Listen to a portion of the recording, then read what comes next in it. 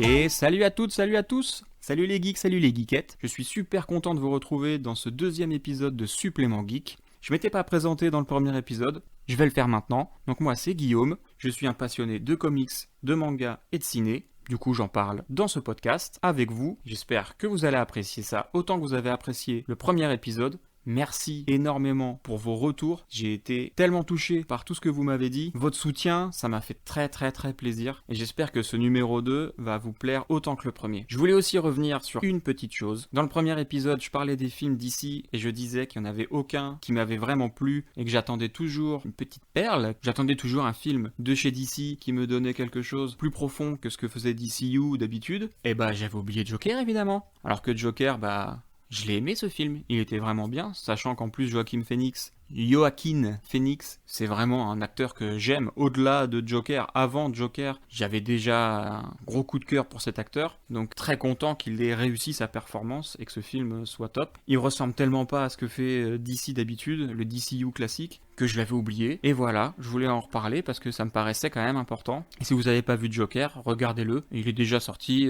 en Blu-ray, il est déjà sorti en DVD, donc vous pouvez l'acheter et le regarder. Ça sera pas un achat inutile, clairement pas. Aujourd'hui, dans cet épisode 2, on va parler de October Faction, on va parler de The Killer Inside et on va parler de New Mutants. Et on commence tout de suite avec le Tu sors ou je te sors.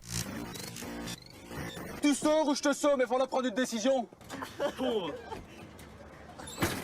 Et aujourd'hui dans le Tu sors ou je te sors, donc on va parler en comics de October Faction, le tome 2. Si vous avez écouté le premier épisode, vous savez que celui-là, je l'attendais avec impatience. Vraiment beaucoup, je l'attendais. Et donc, qu'est-ce que j'en ai pensé ? Pour rappel, c'est Dave Court qui fait l'édition de October Faction. C'est Steve Niels qui est le scénariste. Steve Niels qui avait fait 30 jours de nuit, que ce soit le comics ou qui était co-scénariste sur le film ou sur la série. Et c'est Damian Worm qui est au dessin. Il est sorti le 26 août. Et donc, October Faction, on suit la famille Alan, qui ressemble à la famille Adams. En gros, ils n'ont pas vraiment des traits de la famille Adams, mais ils nous y font penser avec leur grand manoir et leur portail qui fait peur. Et le père, Frédéric, a tout fait pour que son passé de chasseur de monstres ne vienne plus l'embêter, lui et sa famille. Mais ses deux enfants, Jeff et Viviane, eux, ils ont décidé autrement et ils veulent reprendre l'affaire familiale, soutenu par leur mère. Évidemment, lui c'était un chasseur de monstres émérite, reconnu dans la profession, et du coup, les démons de son passé refont surface. Donc ça c'est le tome 1. Dans le tome 1, on avait quelque chose de vraiment nouveau, on avait quelque chose qui ressemblait à rien d'autre. Faut savoir que les dessins, chaque case est presque monochrome, encore plus dans le tome 2 d'ailleurs.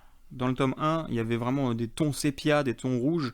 Il y avait quand même des couleurs. Là, dans le tome 2, c'est vraiment du monochrome quasi à 100%, à part les yeux d'un personnage qui est un robot qui a les yeux rouges. Quand il y a un fond violet, les personnages sont violets, sauf ses yeux. Ses yeux sont rouges. Et j'adore ça. Je reviendrai peut-être plus tard. Mais dans le premier tome, on revenait vraiment sur les enfants. On les suivait, on voyait leur quotidien, on les voyait à l'extérieur, leurs problèmes, leurs questionnements, comment ils se plaçaient face à la profession de leur père, et on savait qu'ils voulaient devenir, comme lui, chasseurs de démons. Dans le tome 2, ils décident de commencer leur formation, et c'est bâclé, et c'est dommage. J'ai perdu un petit peu ces petites étincelles du premier. En fait, j'ai trouvé que c'était plus fouillis que le premier tome. Je trouvais que c'était moins profond. Et c'est un peu dommage, justement, qu'on perde ce quotidien-là avec les enfants. Qu'on les voit pas interagir avec leurs camarades, par exemple. On les voit, il y a quelques scènes à l'extérieur, mais elles apportent rien vraiment à l'histoire. Et c'est un peu dommage, voilà. L'entraînement, c'est la même chose. C'est un peu bâclé, en fait. Je trouve qu'ils prennent des raccourcis. Le père a une histoire dans ce tome 2 qui arrive de façon comme ça, impromptue. C'est instantané, on sait pas trop pourquoi, comment. Ça m'a laissé un petit peu plus froid que le premier, quoi. Là, dans le tome 2, donc il y a le robot qu'on voyait dans le tome 1. Là, il fait partie de la famille. Il n'était pas forcément dans le tome 1. Il s'appelle Dante. Il l'appelle face de robot. Ça me fait marrer, je trouve ça cool. Et Jeff et Viviane, eux, donc, ils font leur formation. Ils veulent reprendre l'affaire familiale. L'entraînement, il m'a pas fait vibrer. Et en parallèle de ça, il y a le shérif de l'endroit où ils vivent qui se rend compte qu'en fait, il y a quelque chose de louche avec cette famille. Et il commence à creuser un petit peu et il tombe peut-être sur des choses étranges. Et il mène son enquête. Ça va leur apporter des problèmes. L'univers reste super agréable. J'aime toujours le dessin très sombre de Damian Worm, assez simpliste, assez agressif, on voit les coups de crayon, je trouve ça très sympa, mais j'ai l'impression qu'il n'y a plus que ça en fait dans ce tome 2. Ils auraient pu approfondir plein de choses, ils auraient pu allonger certaines scènes. C'est rare qu'on dise ça, d'habitude on s'ennuie. Là je trouve que tout va trop vite. Et du coup, on reste un peu sur notre faim, on comprend pas tout ce qui se passe. on aimerait bien aller plus loin en fait. Ça va pas m'aider à mettre une super note à ce tome, même si je l'ai aimé, parce que maintenant je me suis attaché au personnage. Et maintenant que je suis attaché au personnage, j'ai envie de connaître leur histoire et j'ai envie de savoir où ils vont aller après. Donc je vais prendre le tome 3 quand il sortira, je vais le lire avec enthousiasme. Mais voilà, ce tome 2, j'espère que c'est juste comme ça une note un peu plus basse. J'espère que ça reste exceptionnel, le fait que ce soit un peu en dessous du premier, et que les prochains repasseront au-dessus, et voire même au-dessus du premier, ça serait top. Je vous conseille quand même de lire October Faction plutôt que de regarder la série, j'avais déjà dit dans l'épisode 1 de ce podcast. Moi, je voulais revenir aussi sur 2-3 détails que je trouve quand même très cool, parce qu'il y a des choses qui sont très sympas, notamment quand on ouvre le bouquin, la première page, on tombe sur le manoir, avec 2 personnages, au pied de leur grille, c'est Halloween, il y a des citrouilles, il y a un squelette accroché à leur portail, et il y a un petit détail que je trouve super marrant, que je trouve super cool, c'est qu'ils n'ont pas dessiné de corbeau, ils n'ont rien dessiné de particulier dans les arbres, parce qu'on voit un arbre, mais par contre ils ont quand même écrit dans le fond, c'est pas dans une case, ça fait partie intégrante du décor si vous voulez, bruit de corbeau. Et ça, je trouve ça super cool, ça donne un peu l'ambiance, et ils se sont pas embêtés à dessiner des corbeaux qui font croix-croix ou je sais pas quoi, il y a juste écrit bruit de corbeau. J'adore ça. Et on retrouve ça un peu dans les coups de crayon de Damien Worm, ce côté un peu simple, mais hyper efficace. Ils s'embêtent pas avec des fonds trop détaillés, ça servira à rien, ça viendrait pas servir le propos. On reconnaît très vite les décors, on sait quand ils sont dans la maison, on sait quand ils sont à l'extérieur, on reconnaît certaines salles.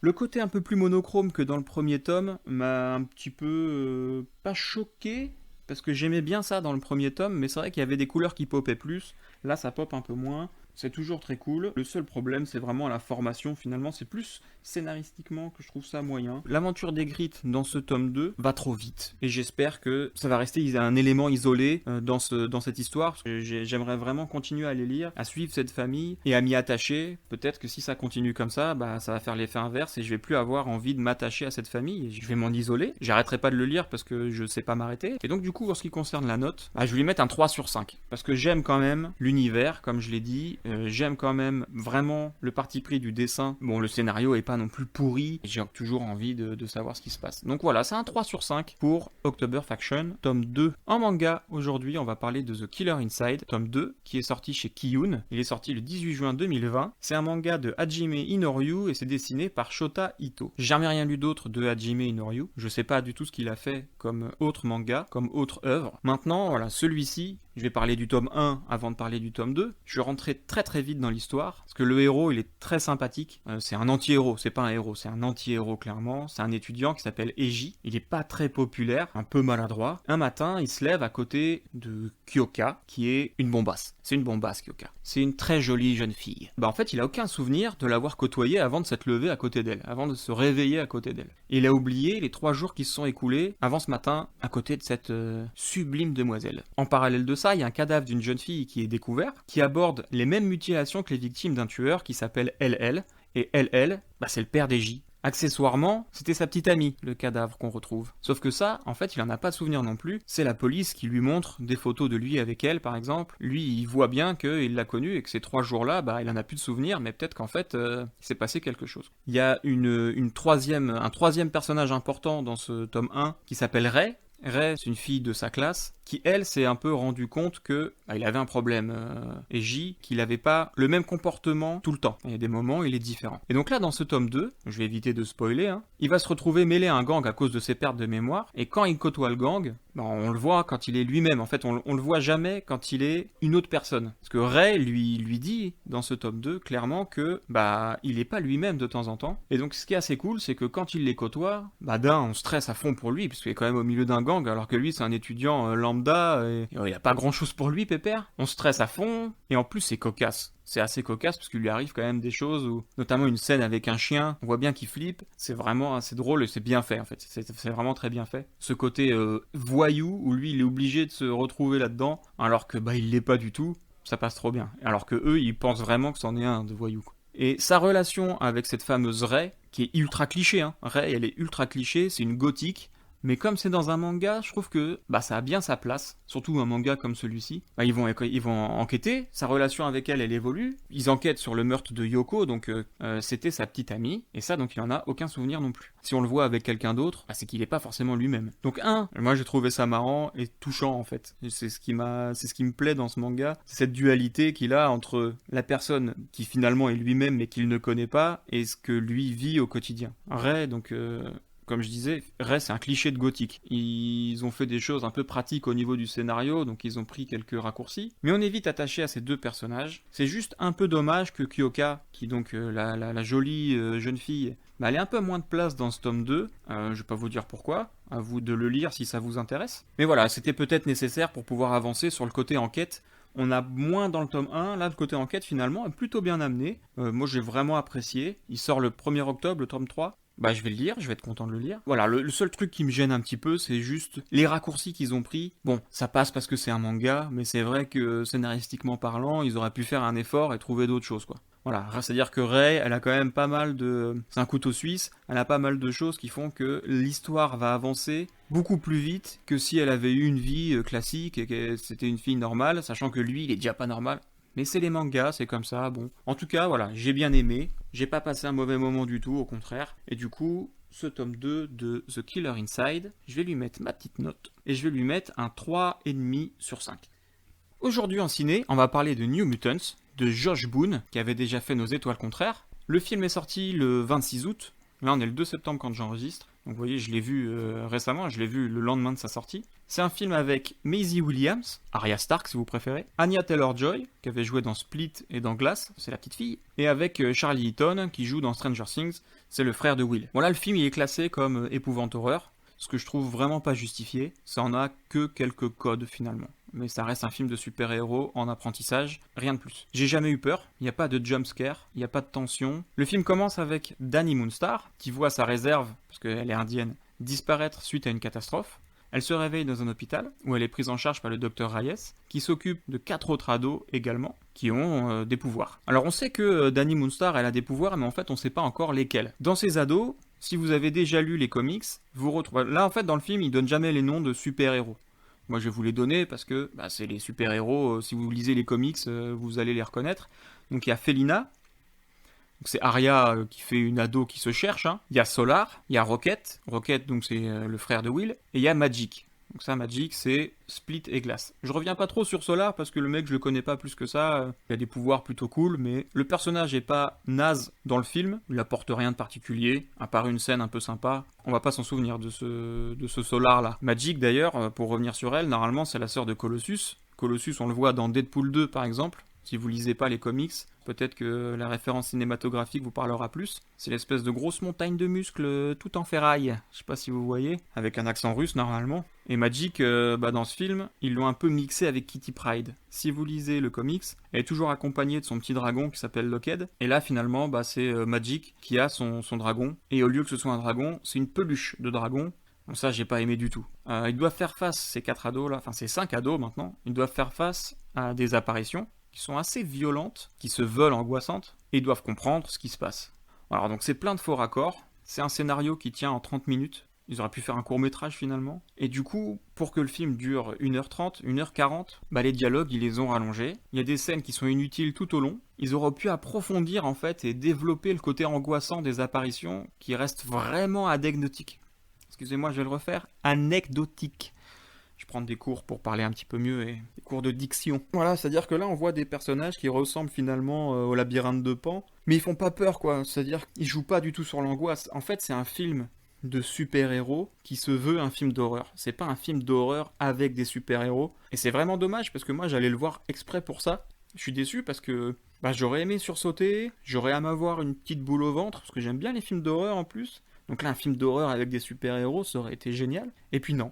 Et en plus, les faux raccords viennent vraiment... Pour qu'il y ait des faux raccords et qu'on les voit au premier visionnage, c'est vraiment que c'est pas très bien fait. Et je vais vous donner un exemple. Donc, Iliana, il y a une scène où on la voit faire un graffiti sur une fontaine qui se trouve à l'extérieur du bâtiment de l'hôpital. On voit pas ce que c'est le graffiti. Quelques instants après, on voit cette fontaine sous un autre angle et on voit le graffiti. On retrouve exactement le même plan, un tout petit peu plus tard, et étrangement, le graffiti, il a disparu. Donc j'imagine qu'en post-production, ils ont fait cette petite erreur, sauf que elle se remarque vraiment très très vite. Pour que moi je la remarque, c'est qu'il y a un problème. Il va y avoir d'autres choses, comme Dani qui va s'essuyer le nez parce qu'elle saigne. Son nez, il saigne plus. Alors moi je suis désolé, mais quand je me prends un mur en pleine face, que je saigne du pif, ça saigne et ça s'arrête pas de saigner tant que je mets pas la tête en arrière avec des mouchoirs dedans, quoi. Elle, non, elle se passe un coup de main comme ça et fini, plus de sang.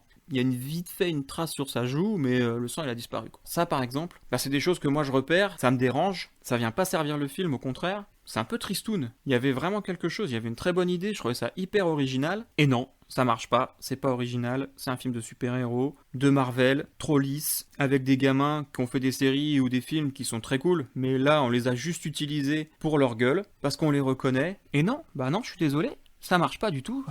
Vous avez envie de voir ça, vous ? Pas moi. Donc du coup, la note de ce film, elle est naze. Pour l'instant, c'est la plus mauvaise note que j'ai mise sur ces 2 numéros de Supplément Geek. Je vais lui mettre un 2 sur 5. Et je sais que je le reverrai pas une autre fois, parce que j'ai été trop déçu. Allez quand même, vous, regardez ce film. Dites-moi ce que vous en avez pensé. Dites-moi sur Instagram, par exemple, ou sur Twitter, qu'on a Instagram et Twitter aussi. Donc venez nous faire un petit coucou. Dites-nous en commentaire ce que vous avez pensé de ce film, ou même des autres œuvres dont j'ai parlé dans ce numéro. Et puis on va voir un petit peu ce que vous en avez pensé. Ça me fera plaisir en plus de parler avec vous. Et donc voilà, donc c'est un 2 sur 5. On est encore loin de Joker ou Logan. Et voilà, on a fini avec le Tu sors ou je te sors. Et on va passer tout de suite à la boîte de chocolat. Maman disait toujours, la vie c'est comme une boîte de chocolat. On ne sait jamais sur quoi on va tomber. Et donc la boîte de chocolat, comme vous le savez, ce sont les prochaines sorties comics, manga et ciné. Et on va commencer avec L'Appel de Cthulhu, qui est un manga qui sort chez Kiyun le 17 septembre, et c'est un manga de Gutanabe. Ils avaient déjà fait plusieurs choses, Les Montagnes Hallucinées, en 2 tomes, ils avaient fait L'Abîme du Temps et La Couleur tombée du ciel. Donc ça, c'est que des œuvres de H.P. Lovecraft. Vous connaissez Lovecraft ? C'est le parrain de la littérature d'épouvante et d'horreur, et donc Cthulhu, qui est... Je sais pas si je le prononce vraiment bien d'ailleurs, personne sait le prononcer je pense. Cthulhu, il y a des H, Cthulhu, moi je lui dis Cthulhu. Et donc c'est le papa de Cthulhu, c'est lui qui l'a créé et Cthulhu c'est vraiment la pire monstruosité que quelqu'un puisse rencontrer. Pour moi, ces éditions là de Kiyun, elles sont magnifiques. Les couvertures sont en cuir, je trouve ça magnifique. Ne serait-ce que l'objet, rien que pour ça, on a envie de l'avoir dans sa bibliothèque. C'est pas un manga classique, c'est vraiment quelque chose de très beau, de très bien édité, c'est magnifique. Ensuite, pour parler du contenu, pour moi, Lovecraft en ce moment, on en mange à toutes les sauces. Maintenant, il y a une série HBO, je crois, qui est sortie. On a vu plein d'ouvrages revenir sur Lovecraft. Lock and Key, dont on va parler un petit peu plus tard, ça s'appelle le manoir Lovecraft. Bon, ça, on le perd dans la série Netflix. On en parlera après, parce que je vais parler aussi de Lock and Key. Le premier tome s'appelle Bienvenue à Lovecraft. Il y a plein de références en ce moment sur Lovecraft, et elles sont pas toutes réussies. Il y a eu un film il y a pas longtemps aussi avec Kristen Stewart, qui s'appelle Underwater, et Vincent Cassel aussi d'ailleurs. Bon, le film est pas super, on dirait un peu un hommage à Alien, sauf que ça se passe dans les profondeurs. Bon, ils ont essayé de nous faire Cthulhu, quoi. On bouffe du Lovecraft, plutôt que de s'intéresser au livre. J'ai l'impression que tout le monde connaît Lovecraft, mais que par ces références-là. Donc lisez peut-être déjà les bouquins. Et moi, je trouve que les mangas de Gutanabe, pour moi, c'est les meilleures adaptations de Lovecraft. C'est-à-dire qu'on retrouve l'atmosphère, cette atmosphère qui est vraiment pesante dans ses livres, et là, dans le manga, c'est pesant de la même façon. Et même dans les traits du dessin, je trouve que c'est pesant. C'est-à-dire qu'on voit vraiment les visages des gens quand ils sont crispés ou ce genre de choses. Pourtant, ça reste un manga, c'est quand même, il n'y a pas de couleur, c'est du noir et blanc. On ressent des choses, on est vraiment avec les personnages, une vraie tension. Et il arrive à faire des pages sans bulles, sans dialogue, et juste avec les dessins, on arrive à stresser. Et donc le prochain, c'est Cthulhu, la créature la plus légendaire qui est sortie de l'imaginaire d'H.P. Lovecraft, notre petit HP, et j'ai vraiment hâte de voir ça. En fait, c'est celui que j'attends depuis le début, Cthulhu, j'ai vraiment envie de voir un truc avec lui. Et donc là, on devrait vraiment passer à un niveau supérieur avec ce nouveau tome. Les Montagnes Hallucinées, qui est en 2 tomes. Les autres chefs-d'œuvre de Lovecraft, par Gutanabe, vous pouvez les lire comme ça, c'est des one-shots. Parce qu'en fait, Lovecraft, il faisait aussi beaucoup de nouvelles, donc c'est pas des trucs qui vont rester sur la durée. Si ça vous saoule, par exemple, vous pouvez en acheter qu'un, le lire, et vous n'êtes pas obligé d'acheter la suite. Mais finalement, c'est tellement cool qu'on a envie de tous les lire. Et on devrait vraiment passer au niveau supérieur en ce qui concerne la folie, parce que, à la simple vue de ce monstre, Cthulhu, on perd la tête. Et j'ai vraiment envie de voir comment ils vont aborder ce sujet-là dans l'appel de Cthulhu. Quand c'est sorti, ça, en fait, on me l'a offert. C'est une amie à moi, une très bonne amie à moi, qui m'a offert ça, et je l'ai dévoré. Mais vraiment, je la remercie vraiment beaucoup, parce que c'est tellement une adaptation génialissime de Lovecraft, que je le conseille à tout le monde. Mais vraiment, les gens qui me connaissent et qui lisent des mangas, j'aurais forcément conseillé de lire Gutanabe, les chefs-d'œuvre de Lovecraft. Je vous le conseille aussi. Et lisez les livres, parce que Lovecraft, c'est hyper intéressant à lire. Si vous aimez bien les livres d'horreur, les films d'épouvante, bah vous allez comprendre un petit peu presque la jeunesse de l'épouvante, parce que finalement c'est Lovecraft qui a inventé plein de choses. Le Necronomicon, qui est super connu, et bah c'est Lovecraft qui l'a inventé de bout en bout. C'est un livre qui n'existe pas en vrai. Et d'ailleurs j'ai hâte aussi qu'ils en parlent du Necronomicon. Ils en parlent un petit peu dans les premiers tomes que j'ai déjà lus. J'aimerais bien qu'ils approfondissent un peu la chose, ça pourrait être vraiment hyper intéressant, je pense que ça va arriver. Il y a vraiment plein de choses à faire avec Lovecraft. Si un jour ils font un film sur Lovecraft, j'aimerais vraiment qu'ils s'inspirent des dessins de Gutanabe, parce que les scènes pourraient être retranscrites au cinéma finalement. À voir, je pense qu'il faudrait qu'il l'appelle, parce qu'il a vraiment cerné l'univers de Lovecraft, et ça c'est vraiment top. On aime ça, enfin, en tout cas moi je sais que j'adore ça, c'est très sombre encore, hein. Vous avez cru, je pense que vous avez compris que j'aimais bien quand c'était... Je suis peut-être gothique. Putain merde, je suis peut-être gothique à l'intérieur. Attendez, faut que je respire. Ah non, ça va, j'ai des chaussures roses. Ou alors j'aimerais être gothique, mais j'assume pas. Ça reste entre nous. C'est vraiment celui que j'attends, je pense. L'appel de Cthulhu de chez Kiyun. On a un autre manga aussi que j'attends, qui s'appelle Le Pacte de la Mer. Ça sort chez Pika Édition, et c'est un livre de Satoshi Kon, et il sort le 9 septembre. Donc Satoshi Kon, je sais pas si vous le connaissez, mais si vous le connaissez, c'est plus pour ses films. Parce qu'il avait fait Perfect Blue, qui est son premier film, c'est un chef-d'œuvre. Perfect Blue, où on parle d'une idole qui quitte son groupe pour devenir actrice, et qui subit du harcèlement de la part de certains fans. On entrevoit quelque chose qui se rapproche de la folie, et c'est très bien abordé. Et ce qui est marrant avec Perfect Blue, et avec ce qui va suivre, c'est que Perfect Blue, c'est vraiment ancré dans la réalité. On pourrait faire un film, plan par plan. Chaque scène, ça pourrait être des vrais acteurs. Ça pourrait ne pas être de l'animation. Pour moi, ça a été pensé comme un film. Et c'est très rare de voir ça dans un animé, et ça marche super bien. C'est un des meilleurs animés que j'ai vu, c'est un des meilleurs mangas que j'ai vu. Et il est disponible sur ADN, donc allez le voir si vous avez ADN. Il est un peu compliqué à trouver en Blu-ray ou en DVD, il est plus édité.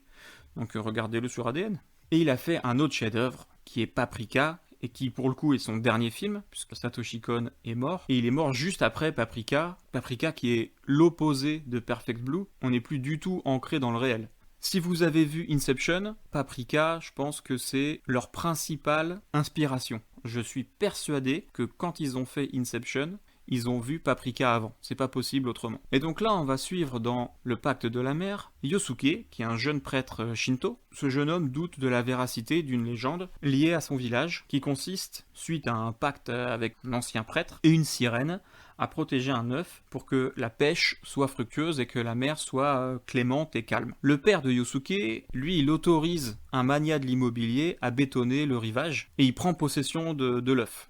Et donc Yosuke, lui, il est partagé entre la modernité et la tradition. Il est quand même prêtre shinto, mais il est jeune aussi et il sait que sa ville, s'il veut qu'elle soit prospère, faut peut-être qu'elle se modernise. Bon là, on rentre vraiment dans quelque chose propre au Japon, je pense. Parce que là-bas, je sais pas si vous y êtes déjà allé, si vous avez déjà eu la chance de voyager là-bas, mais je trouve qu'ils arrivent quand même assez bien à lier la modernité avec les traditions. Et je pense qu'ils se sont pas encore perdus dans la modernité. Au moment où ça a été écrit par Satoshi Kon, il devait se poser des questions justement sur ça, sur comment la jeunesse va aborder la tradition alors qu'elle va avoir envie d'évoluer. Ça doit toujours être d'actualité. Parce que les Japonais, on sait que raser un immeuble, eux, ça les dérange pas, par exemple. Ils vont pas avoir de lien comme on a nous, par exemple, avec un immeuble haussmannien, on va pas le détruire aussi facilement, c'est protégé, il y a des choses qu'on peut pas faire. Eux, à détruire un bâtiment, ça les dérange absolument pas pour remettre un gratte-ciel juste à côté ou à la place, quoi. Ils sont assez contradictoires, nos amis japonais. En même temps, ils gardent leur temple, ils gardent leurs traditions, le shintoïsme, le bouddhisme. C'est quand même très présent chez eux, ils ont un rapport à la nature qui est beaucoup plus développé que nous, surtout les shinto. Et donc là, ça parle de ça, ça va être très intéressant à lire. Et le 9, je sais que ce bouquin, je l'ai dans les mains, j'ai vraiment hâte de voir ce que ça va donner. Et on en reparlera certainement dans les prochains numéros. En comics, évidemment, j'en ai pas parlé la dernière fois parce que je le gardais pour ce numéro. Joker 80 ans, Urban Comics, c'est eux qui font les DC, qui sort le 18 septembre. Et donc c'est les 80 ans de Joker, ça fait 80 ans que ce personnage, c'est le meilleur méchant de tous les méchants, existe. Dans cet épisode, on va avoir plusieurs choses. On va vraiment revenir sur toutes ces histoires avec Batman. On va relire des histoires qu'on connaît déjà. Donc j'imagine que dedans, il doit y avoir du Alan Moore, il doit y avoir du Frank Miller, il doit y avoir tout ce qui a fait que le Joker est le Joker pendant ces 80 années. Et en plus de ça, et c'est ce que j'attends le plus finalement, il y a surtout 100 pages qui sont entièrement inédites et qui sont réalisées par un panel d'auteurs. Notamment, il y a Jim Lee, il y a Paul Dini. Paul Dini, moi je l'adore parce que c'est lui qui avait fait Harley Quinn dans la série animée de 92, et on voit tous ce qui est devenu Harley Quinn. Bon, je préférais l'Harley Quinn de 92, mais bordel, c'est le papa d'Harley Quinn, quoi. Il y a Lee Bermero, Scott Snyder, et il y a Jock. Voilà, donc ça, c'est quand même des grands noms de Batman, et ils savent aborder le Joker. J'ai vraiment hâte de lire ces petites histoires-là. J'ai hâte de voir ce que ça va donner, le Joker. Moi, je l'adore. Je connais pas grand monde qui aime pas le Joker, puisque c'est vraiment l'opposé de Batman. C'est le mec qui fait des blagues alors qu'il tue. Batman, c'est le mec le plus cynique de la planète alors qu'il sauve. J'adore, c'est trop cool. J'ai vraiment hâte de lire et de relire, parce que des histoires forcément que j'ai déjà lues certainement plein de fois. Donc voilà, ça sort le 18 septembre. Toujours en comics, Lock and Key, tome 7 chez e-Comics, qui sort le 23 septembre, de Joe Hill et Gabriel Rodriguez. Toujours. Je sais pas si vous avez déjà lu Lock and Key, les premiers tomes. C'est une série de comics qui a été multi-récompensée par des Eisner Awards. Dans le comics, le Eisner Award, c'est le Saint Graal, quoi. Je pense que n'importe quel auteur, scénariste, dessinateur aimerait gagner un Eisner Award. Là, on arrive sur le tome 7 et on va aborder le passé de la famille Locke avec 6 mini-histoires. Alors, elles ont tout un nom, hein. La première, c'est Small World, Dog Days, Greenhouse, Open the Moon, In the Can et Nail It. Et donc là, on revient sur la fratrie Locke. Lock and Key, ça avait aussi eu une série sur Netflix, une première saison. Elle est pas au niveau des comics. Bon, elle est pas nulle non plus. C'est toujours mieux qu'October Faction, la série, quoi. Vous aurez compris que je l'aime pas, cette série. Il y avait eu 6 tomes auparavant, donc il y a plusieurs années. Et donc là, le 7e, il arrive. Et surtout, ce qu'il annonce, et c'est ça que je trouve très cool, parce que là, c'est pas... On continue pas l'histoire. On parle du passé. Un peu comme ce que je vous disais, épisode précédent sur The Wicked, The Divine, où on parlait d'un tome qui revenait sur le passé des dieux. Bah là, on va parler du passé de la famille Locke. Et donc, c'est plusieurs petites histoires. Mais ce tome 7, il annonce la reprise du duo Petit Joe et notre petit Gab, hein, Joe Hill, Gabriel Rodriguez, puisqu'ils ont déjà commencé World War Key, qui va arriver prochainement, j'espère, sous nos latitudes, en 2021, ou peut-être en fin d'année. Bon, je pense qu'on serait déjà au courant si ça sortait en fin d'année, donc j'imagine en 2021. Donc Lock and Key, ça parle de quoi? Lock and Key, c'est après le meurtre de leur père. Tyler, Kinsey et Bud, ils emménagent avec leur mère dans l'ancienne maison du père, là où vit leur oncle qui s'appelle Duncan. Donc le père, il s'est pas fait tuer n'importe comment, parce qu'il est assassiné par 2 de ses élèves, dont un qui s'appelle Sam. Ça a son importance parce que c'est lui qu'on va suivre aussi dans l'histoire. Et ils ont violé la femme d'ailleurs, hein, ils ont violé Nina. En fait, ils s'aperçoivent que dans cette maison, Buddy s'aperçoit que dans cette maison, il y a des secrets, et notamment qu'il y a des clés qui sont magiques, qui ont des pouvoirs. Ces clés, elles ont des pouvoirs, par exemple, la première clé, quand il ouvre une porte avec, son corps reste d'un côté, mais par contre son esprit s'en va. Donc ils appellent ça la clé fantôme. Et lui, il va l'utiliser pour espionner sa sœur, son frère et sa mère. Puis il découvre aussi un puits. En s'approchant de ce puits, il voit une femme. Donc il va s'en approcher et de là va commencer l'histoire. Ailleurs, on voit Sam qui est en prison, qui a donc tué le père, hein, qui lui peut communiquer avec une entité via de l'eau, c'est-à-dire qu'il la voit, quand il fixe l'eau, il voit cette entité, et on se rend compte que finalement c'est la même personne que la fille du puits. Au bout d'un moment, ils se rendent compte quand même qu'ils sont pas seuls à connaître l'existence des clés, et que si on regroupe toutes les clés, on peut ouvrir la porte noire qui ouvre la porte des enfers, en gros, si vous voulez, sur notre monde. Ça, c'est un peu le synopsis de Lock and Key. On le perd dans la série, hein, on voit bien qu'ils ont voulu...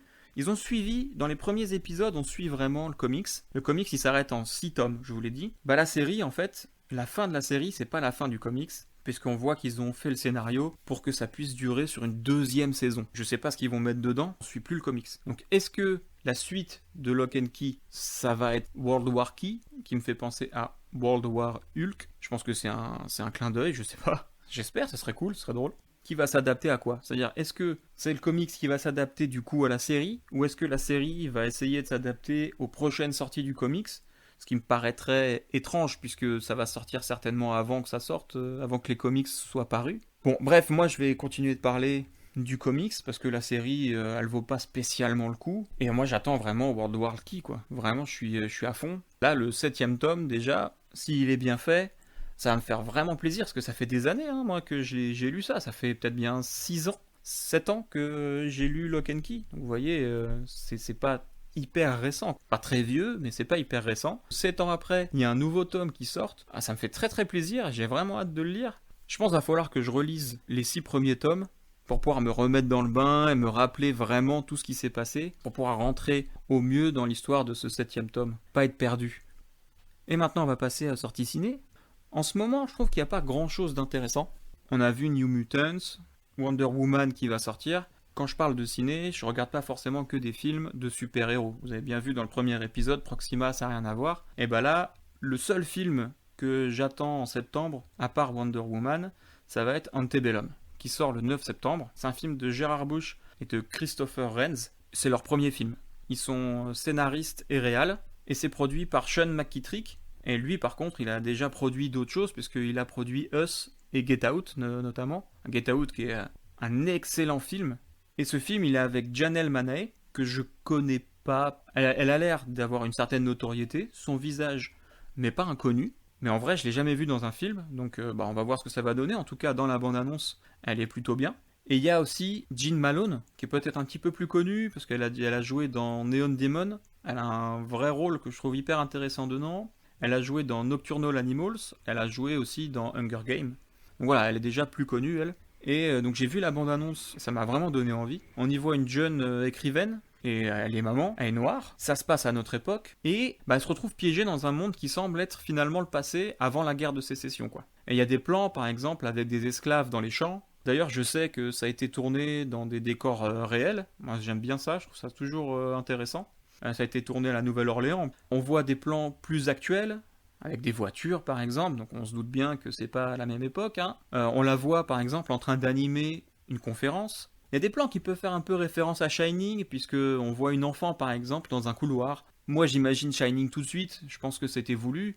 C'est un film d'horreur. Ça se vend un peu comme un film d'horreur, comme un peu Get Out finalement. En tout cas quelque chose qui va nous maintenir en tension. Et on comprend le ton du film avec la bande-annonce, on sait qu'on va pas rigoler dans ce film, et on est là pour avoir les chocottes. On est là pour avoir les chocottes, les potes. Et tout ça sur fond de racisme. C'est un sujet qui est hyper d'actualité aux États-Unis, chez nous aussi, mais aux États-Unis en ce moment, c'est un vrai carnage là-bas. Tous les acteurs et les équipes de production qui ont participé à ce film, ils l'ont fait dans ce but. Moi j'ai hâte de voir ça en fait, j'ai hâte de voir un peu ce que ça va donner ce film. Antebellum, en tout cas, la bande-annonce m'a pas laissé indifférent. Ça a l'air d'être très bien réalisé. Les plans que j'ai vus me plaisent, les couleurs me plaisent, les scènes qui se passent dans le passé ont l'air d'être très bien réalisées. Ça a pas l'air cheap du tout. Il y a vraiment il y a des gros plans sur le visage de l'héroïne dans la bande-annonce que je trouve magnifique. En tout cas, pour l'instant, ça présage que du bon. Maintenant, faut voir si le scénario va tenir la route, parce qu'une bande-annonce, ça fait pas un film. Et il y a des bandes-annonces qui sont vraiment mieux réussies que les films, je trouve. Et j'espère que ça sera pas le cas. J'espère que la bande-annonce nous promet les bonnes choses et que le film sera tout aussi bien que la bande-annonce. Donc on va voir ça. Ça sort relativement vite, c'est le 9 septembre. Donc je vous dirai ce que ça donne. Et voilà les copains, on a fini avec la boîte de chocolat pour cette semaine. Et donc on va passer à la reco. On partage tout ensemble. L'espace, le fil dentaire, même les capotes.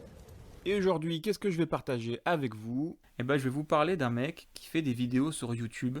Il fait des essais vidéo et il s'appelle Alfie. Il décrypte les films, il en parle d'une façon assez approfondie, mais c'est hyper compréhensible. Lui, il est monteur, lui on sent qu'il comprend, qu'il aime le cinéma et qu'il sait le décrypter. Ce que je trouve hyper difficile dans l'exercice, et qu'il arrive très bien, c'est que c'est pas prétentieux du tout. Il arrive à nous apprendre des choses simplement. Sa dernière vidéo, elle est super cool, elle est sur Mad Max Fury Road, et c'est sur les effets spéciaux et l'utilisation du numérique. C'est très bien abordé, le sujet est passionnant.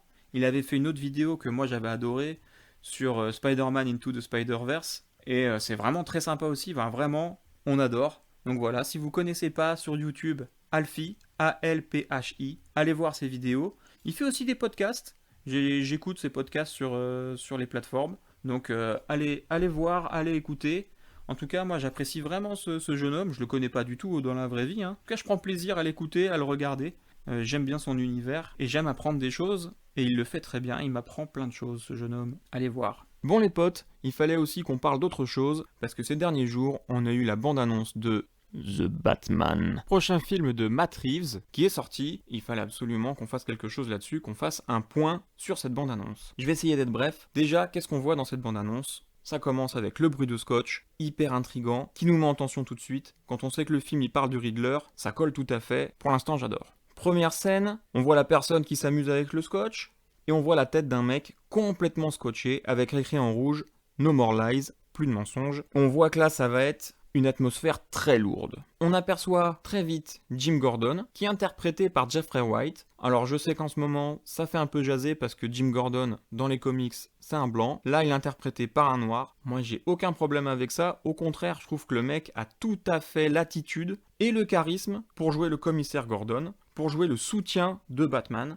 Et ça marche à fond, j'adore. J'ai hâte de voir aussi. Très vite, on voit le Batman. Là, j'aime beaucoup moins. Franchement, c'est Batman. Batman, c'est Bruce Wayne. Bruce Wayne, il est milliardaire. Le mec, il peut pas se payer mieux qu'un costume pour aller faire Halloween. Là, moi, je vois vraiment quelque chose en plastique très rigide. J'ai l'impression que le mec, il peut pas bouger. Je suis un peu dégoûté. En plus, l'emblème de Batman sur son poitrail, il est vraiment pas beau. Je vois pas de chauve-souris et j'ai l'impression de voir un boomerang, quoi. Je suis dégoûté. Un mauvais point. Ensuite, on voit pas le Riddler, mais par contre, on voit une lettre avec écrit « To the Batman ». On comprend que c'est le Riddler parce que c'est vert, c'est l'homme mystère, hein, il est comme ça. Bon, ensuite, on voit enfin Bruce Wayne. Mais moi, je vois pas Bruce Wayne, je vois Robert Pattinson. Et ça me pose aussi un problème, parce que quand j'arrive à voir Jim Gordon, là, j'arrive pas à voir Bruce Wayne. Je vois Robert Pattinson qui joue un rôle, et j'arrive pas à oublier que c'est Robert Pattinson, en fait. Deuxième point négatif. Ensuite, on voit Catwoman. Zoé Kravitz, ce que j'apprécie de la voir dans le rôle de Catwoman, c'est que déjà, avant d'être Catwoman, c'est une femme qui est féline, je trouve, hein, c'est mon point de vue. Paraît logique qu'elle fasse Catwoman, et je trouve que c'est un excellent choix. En plus, dans la chorégraphie, dans ce qu'on peut voir dans la bande-annonce, elle incarne Catwoman, elle a les bons gestes, et ça me plaît. On y voit plusieurs altercations, on voit une moto, on aperçoit la Batmobile. Bon, ça reste un film d'action, donc forcément, il faut que ça pète un peu de partout. Mais on voit aussi une bande de malotrus, des vilains, des brigands, qui ont une altercation avec Batman. Et là, il y a quelque chose qui m'a interpellé, parce que j'ai joué au jeu Batman, et franchement, ça m'y a fait vraiment penser. J'ai retrouvé l'atmosphère, j'ai retrouvé la violence qu'on peut voir dans le jeu, qu'on voit aussi dans les comics. L'ADN du jeu est retranscrite dans cette scène où Batman met des coups à un mec. Bah voilà, j'ai vraiment vu le jeu et je sais pas s'ils s'en sont inspirés ou pas. J'aimerais bien savoir, parce que même le visage des méchants fait penser au jeu. Et même la Batmobile m'y a fait penser aussi. Et on arrive vers la fin de la bande-annonce, et là, Batman enlève son masque et on voit son visage. Et le troisième point négatif, non pas que c'est Robert Pattinson, mais là c'est que j'ai l'impression de voir un faux visage. J'ai l'impression de voir du CGI un peu mal fait. Je vois pas Robert Pattinson là pour le coup. Là je vois un jeu vidéo. Et si son visage me paraît pas réel, bah je vois pas comment je vais pouvoir être cueilli par le film. Et on arrive à la fin de cette bande-annonce. On voit 2021 avec des points d'interrogation. Encore une fois, on sait qu'on parle du Riddler, qui va être interprété par Paul Dano. Ça peut être assez cool. Pour les personnages dont on n'a pas parlé, il y a aussi Andy Serkis qui va faire Alfred. Bon, Colin Farrell en pingouin, grimé comme il va l'être, ça peut être marrant aussi. Bon, Robert Pattinson, du coup, c'est notre 7e acteur à incarner Batman. Comme je vous l'ai dit, moi je vois pas Bruce Wayne quand je vois Robert Pattinson, je vois Robert Pattinson qui joue Bruce Wayne. Bon, je suis un peu dégoûté. Maintenant, le film est pas fini, il y a que 20% du film qui a été tourné. Si vous savez pas, le film a débuté son tournage en janvier 2020. Il s'est arrêté en mars 2020, parce qu'il y a eu la crise du Covid, et donc tous les tournages ont été stoppés. Il devait reprendre en septembre, et là, ces derniers jours, on a appris que Robert Pattinson avait le Covid, et du coup, le tournage, il a été repoussé. Le film devrait sortir en septembre 2021. Bon, avec tout ça, j'imagine qu'il va peut-être encore être un petit peu repoussé. Ils ont fait une bande-annonce finalement avec 20% du film. On voit pas le Riddler dans la bande-annonce. Je pense que c'est parce que c'est le Riddler, c'est l'énigme, c'est l'interrogation, donc ça me paraîtrait tout à fait logique qu'on ne le voit pas. J'aurais fait également ça. En tout cas, voilà, ce film, j'ai vraiment hâte de le voir. Dites-moi, vous, ce que vous avez pensé de cette bande-annonce. Je suis vraiment très curieux de savoir si vous avez aimé voir Robert Pattinson, si vous avez aimé le costume, si vous a choqué autant que moi. Dites-moi, je suis vraiment curieux. Et voilà pour cette bande-annonce, les potes. On arrive à la fin de cet épisode. Vous pouvez me retrouver sur Instagram, à supplémentgeek.podcast, ou sinon sur Twitter, Supplément Geek. Le podcast est dispo sur Deezer, Podcast Addict, Stitcher et Apple Podcast. J'espère bientôt sur Spotify. J'ai toujours pas de réponse, j'espère que ça va arriver. Si vous écoutez sur Apple Podcast, n'hésitez surtout pas à me mettre 5 étoiles, ça fait toujours plaisir. Enfin, laissez un commentaire si vous avez apprécié la vidéo. Et on se revoit dans 2 semaines pour le prochain numéro de Supplément Geek. Et sur ce, mes petits geeks, mes petites geekettes, je vous fais des gros bisous et à dans 2 semaines.